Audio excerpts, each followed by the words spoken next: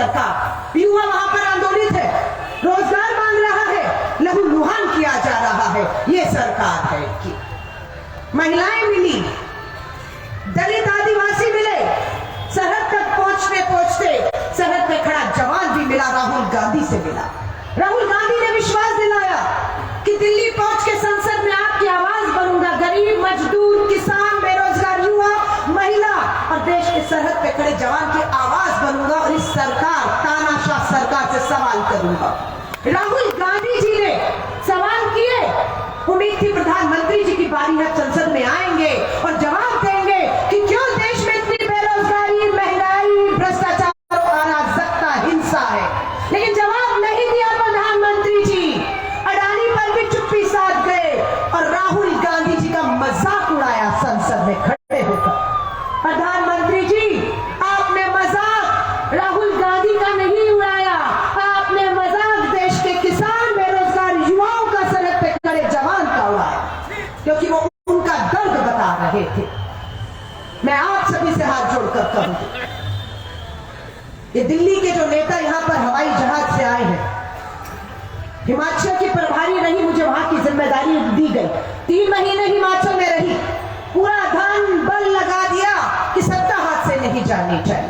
प्रधानमंत्री, गृह मंत्री, रक्षा मंत्री सब जैसे अभी काम छोड़ के देश के गलियों में घूमने को मजबूर हो गए हैं, हिमाचल भी घूमे, लेकिन क्या हुआ हिमाचल में? भाजपा की डबल इंजन की सरकार औंधे मुंह आकर गिरी और कांग्रेस का परचम बाहर लहरा रहा है। हमने सरकार बनाई हिमाचल में, सरकार बनाई हिमाचल में, दूसरी सरकार लेफ्ट और हमारे गठबंधन की त्रिपुरा में बनने जा रही है। ये आश्वस्त रहिएगा क्योंकि त्रिपुरा के लोगों ने तय कर लिया है।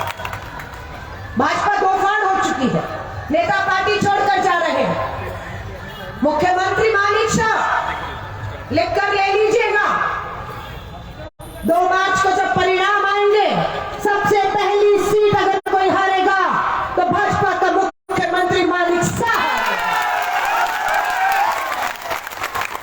ये मैं ऐसे ही नहीं कह रही हूं, इनका घमंड उत्तराखंड में गए थे, हम चकनाचूर करके आ रहे हैं उत्तराखंड के भाजपा के मुख्यमंत्री धामी को हमने चुनाव हराया, वहां पर इन्हीं चुनावों में हराया और हिमाचल में तो पूरा सूबड़ा साफ किया। चिंता मत करिएगा, हमारे बुजुर्ग खड़े हुए हैं, सरकारी कर्मचारी खड़ा, यहां पर भी पुरानी पेंशन बहाल होगी, हक मिलेगा हर सरकारी कर्मचारी को इसका। सिर्फ भटकिएगा मत। दिल्ली में बैठा मीडिया, माफी चाहूंगी कहना पड़ रहा है, उसे क्यों गोदी मीडिया कहा जा रहा है? क्योंकि वो सत्ता की गोद में बैठा हुआ, वो सच्चाई देख के भी अनदेखा है, वो सिर्फ सरकार के गुण गा रहा है क्योंकि सरकार ने पैसे से उसका मुंह बंद किया हुआ है। अब ये बड़े नेता जो आए हैं, ये दिल्ली का गोदी मीडिया लेकर आए हैं, दिखा रहे हैं इनके रोड शो जिसमें जन बल नहीं, सिर्फ धन बल का इस्तेमाल है, सिर्फ धन बल है। जितने झंडे पीछे भाजपा के दिख रहे हैं ना, उतने लोग गिनवा दीजिएगा, उतने लोग गिनवा दीजिएगा और हमारे झंडे गिनिए और हमारे लोग गिनिए, क्योंकि यही हमारे झंडे हैं, इसी को बुलंद हमें रखना है, इस आवाज को बुलंद रखना है। मैं हर बेरोजगार युवा को, हर महंगाई की मार झेल रही अपनी बहन को, हर किसान को, हर यहां पर व्यक्ति को कह के जाऊंगी, न्याय होगा। मेरी बहनें बैठी हुई हैं, 400 के करीब बहनें, हमारी बेटियां बलात्कार का शिकार हुई हैं। कोर्ट में हमारी बलात्कार की शिकार बहनों को पिता और भाई लेकर जा रहा है, चक्कर काट रहा है कानून के, अदालतों के, भाई और पिता को बेटी के लिए न्याय नहीं मिल रहा है। नारा क्या था? बहुत हुआ महिला पर अत्याचार, बेटी बचाओ बेटी पढ़ाओ, हाँ, और बलात्कारियों को बचाती है ये सरकार। उदाहरण दूंगी, उन्नाव के विधायक ने बलात्कार किया नाबालिग बेटी का, ये सरकार उसे बचाती रही। हाथरस में हमारी दलित बेटी का बलात्कार हुआ, ये बचाते रहे उन्हें। हरियाणा का एक बाबा को जो बलात्कार और हत्या का दोषी उम्र कैद हुई है, उस बाबा को बेल पर इन्होंने बाहर कराया है, वो इनके लिए अपील कर रहा है। शर्म की बात है या नहीं? मैं त्रिपुरा के लोगों को कहूंगी, ये सरकार आपको मुद्दे से भटकाएगी। मैं बहुत सालों के बाद त्रिपुरा में वापस लौटी। एनएसयूआई की छात्र संगठन की राष्ट्रीय अध्यक्ष रही। 1997 की बात कर रही। आज शायद 27 साल उसको हो गए। मुजीबुर इस्लाम मेरे एनएसयूआई के अध्यक्ष थे। पूछा कहां है हमारा भाई? बोला 2 साल पहले मुजीबुर इस्लाम को भाजपाइयों की हिंसा और गुंडों ने मार दिया, उसकी हत्या कर दी। आज गई उस भाई के घर में, उसके 2 मासूम बच्चों को, पत्नी को मिलकर आई हूं, न्याय मिलेगा ये कहकर आई हूं। और सिर्फ न्याय उन्हें ही नहीं, जिनके साथ अत्याचार हुआ है, झूठे मामले डाले हैं, जेल में डाला है, लोकतंत्र की आवाज को कुचला है, हम न्याय दिलाएंगे। हमारा सरहद से जवान सीआरपीएफ का खड़ा हुआ है। मैं कह रही हूं ये इसलिए खड़ा है कि यहाँ लोकतंत्र जिंदा रहे, यहाँ चुनाव में हिंसा ना हो, यहाँ लोग अपना बिना डर वोट डाल पाए, इसलिए जवान खड़ा। इस जवान को सलाम है। इसी तरह हमारा जवान सरहद पे भी खड़ा है, भूलिएगा मत। राहुल गांधी जब कश्मीर पहुंचे, कश्मीरी पंडित आकर मिला और जवान भी आकर मिला राहुल गांधी से। बोला इस देश की सरकार, प्रधानमंत्री जी, गृह मंत्री, रक्षा मंत्री, पूछिएगा ये सच है या नहीं कि आपने लद्दाख की गलवान वैली में चीन ने, दुश्मन देश ने आक्रमण किया, हमारी जमीन पे घुसा, हमारे जवानों ने सीने पर गोली खाई, लेकिन दुश्मन को खदेड़ा बाहर। 20 जवान सीने पर गोली खाकर गलवान वैली में शहीद हो गए। और दिल्ली में बैठे प्रधानमंत्री जी कह रहे थे ना कोई घुसा है ना कोई घुसा हुआ है। क्लीन चिट दे दी आपने चीन को, और यहां हमारे जवान शहीद हो रहे थे। ये किया आपने। सिर्फ हम दो, हमारे दो की सरकार पूंजीपति मित्रों को बचाने के लिए। कितनी कमाई थी अडानी की? हम फार्मूला ही तो पूछ रहे हैं कि हमें बस वो फार्मूला देश के, त्रिपुरा के पढ़े लिखे युवा बेरोजगारों को बता दीजिए कि किस तरीके से जो अडानी विश्व में पूंजीपतियों की सूची में 602 नंबर पर था, मोदी जी आपके सत्ता में आते वो विश्व का सबसे अमीर आदमी कैसे हो गया? क्या फार्मूला है? यहाँ तो छोटे छोटे लोग काम धंधे दुकान जीएसटी लगाकर सब बर्बाद कर दिया।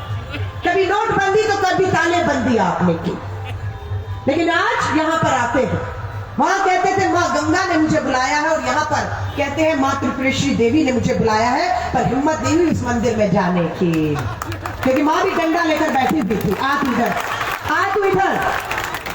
माँ त्रिपुरेश्वरी देवी भी गुस्से में है मोदी जी से, इसलिए मोदी जी बिना निकल भाग गए। हिम्मत नहीं हुई माँ का सामना करने की, क्योंकि मां को पता है मेरे बच्चे त्रिपुरा के जो हैं वो बेरोजगारी महंगाई से दुखी और परेशान। हिंसा त्रिपुरा के लोगों के खून में नहीं है। त्रिपुरा के चौराहों पर गांधी की प्रतिमा देखने को मिलती है, सुभाष चंद्र बोस की प्रतिमा देखने को मिलती है। एक चौराहे पर तो इंदिरा जी और राजीव जी का एक साथ मैंने प्रतिमा देखी। या गोडसे की प्रतिमाएं देखी किसी ने? क्यों नहीं है गोडसे की प्रतिमा? क्योंकि ये गांधी का देश है। इस त्रिपुरा के देश के खून में, रगों में गांधी का सत्य और अहिंसा है। और आप क्या कर रहे हैं? हिंसा। सत्ताधारी दल हिंसा कर रहा है और त्रिपुरा की छवि को बर्बाद कर रहा है। क्यों कर रहा है हिंसा? क्योंकि सत्ता हाथ से जाने नहीं देना चाहते हैं। किसी भी कीमत पे धन लगाइए, बल लगाइए, ताकत लगाइए, मशीनरी का इस्तेमाल करिए, लेकिन प्रधानमंत्री जी ठान कर आ रहे हैं, गृह मंत्री सड़कों पर घूम रहे हैं, सत्ता हाथ से नहीं जानी चाहिए। लेकिन बता दीजिए सत्ता इनके हाथ से जा चुकी है, दिल्ली लौट जाएगी, दिल्ली लौट जाएगी। हो गया आपका काम खत्म। प्रधानमंत्री जी पिछली बार आपको भरोसा करके, यकीन करके तो वोट दिया था कि दिल्ली में मेरी सरकार, यहां मेरी सरकार, डबल इंजन की सरकार। बम फेंका है आपने प्रधानमंत्री जी देश पर। बा और मां, बम क्या है? बम। बा से बेरोजगारी, मां से महंगाई का बम फेंका है आपने। लोग घायल है, कोई बेरोजगारी का शिकार है, कोई महिला जो है महंगाई की शिकार है। और इसका बदला इस जो मोदी निर्मित, भाजपा निर्मित बम का बदला हम एक वोट की चोट से देने वाले हैं। देंगे या नहीं देंगे? 16 तारीख को बटन दब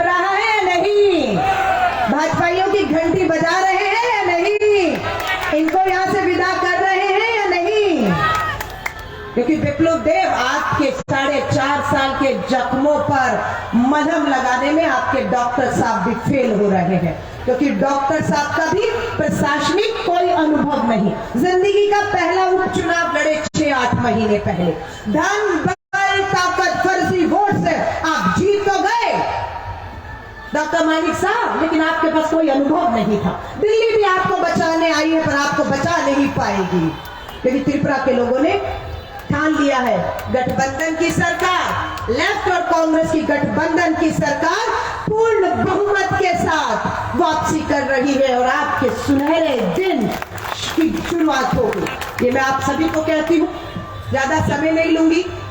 हमारे उम्मीदवार सुदीप रॉय बर्मन के बारे में मुझे आपको बताने की जरूरत नहीं है, आप भली भांति जानते हैं। मैंने भाई से पूछा, सुदीप भाई, दिल्ली में आपकी भाजपा की सत्ता थी, यहाँ आपकी सत्ता थी, आप विधायक थे, मंत्री थे, क्यों छोड़ दिया?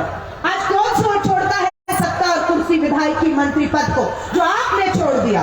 उन्होंने एक ही बात कही, अलका, जब मेरे अपने अगरतला विधानसभा के लोगों के साथ न्याय नहीं होगा, ऐसी कुर्सी, ऐसे मंत्रालय को, ऐसी सत्ता को मैं हर बार ठुकराऊंगा और अपनी जनता के बीच हर बार जाऊंगा और वो जो फैसला करेगी वो सर माथे पर होगा। उपचुनाव हुआ, आपने उन्हें जिताया। सो आज मैं आपको फिर कह रही हूं, कांग्रेस लेफ्ट गठबंधन के उम्मीदवार सुदीप रॉय बर्मन जो यहाँ के भविष्य हैं, आप वोट दीजिएगा। 2 तारीख को विजय जुलूस निकलेगा, बहन को बुलाना मत भूल जाइएगा। जय हिंद, जय भारत।